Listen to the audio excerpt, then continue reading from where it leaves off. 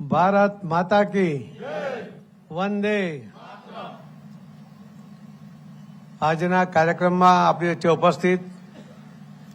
ગુજરાત રાજ્યના આદરણીય મુખ્યમંત્રી શ્રી ભૂપેન્દ્રભાઈ પટેલજી, રાજ્ય સરકારમાં કેબિનેટ મંત્રી શ્રી મુળુભાઈ બેરાજી, રાજ્ય સરકારના અન્ય કેબિનેટ મંત્રી શ્રી કુબેરભાઈ ડિંડોરજી, રાજ્ય કક્ષાના મંત્રી અને આ યાત્રાના સંયોજક જે સતત 5 દિવસ સુધી યાત્રાની સાથે રહેવાના છે એવા શ્રી મુકેશભાઈ પટેલ, મંત્રી શ્રી કુંવરજીભાઈ હળપતિ, અગ્રસચિવશ્રી, અધિકારીઓશ્રી, અમારા સાથી સાંસદ ડોક્ટર કેસી પટેલ, શ્રી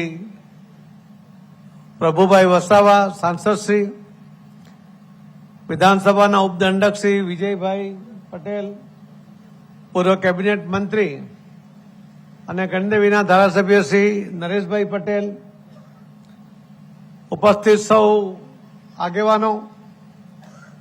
અને ખૂબ મોટી સંખ્યામાં અહીં ઉપસ્થિત સૌ આગેવાન ભાઈઓ અને બહેનો, આપ સૌને નમસ્કાર, આપ સૌને વંદન કરું છું. આજની યાત્રાનું એક અનેરું મહત્વ છે.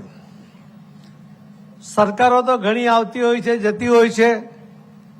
યોજનાઓ બનાવતી હોય છે,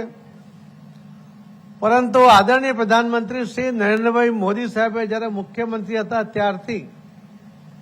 અને પ્રધાનમંત્રી થયા ત્યાં સુધી અનેક જે યોજનાઓ બનાવી છે એ યોજનાઓનો લાભ લાભાર્થી સુધી પહોંચે એના સફળ પ્રયત્ન પણ કર્યા છે અને એના જ કારણે લગભગ 25 કરોડથી વધુ સંખ્યામાં લોકો ગરીબી રેખાની બહાર આવ્યા છે. આટલો મોટો સફળ પ્રયોગ જો કોઈ પ્રધાનમંત્રીએ સક્સેસફુલી કર્યો હોય તો નરેન્દ્રભાઈ મોદી સાહેબે કર્યો છે.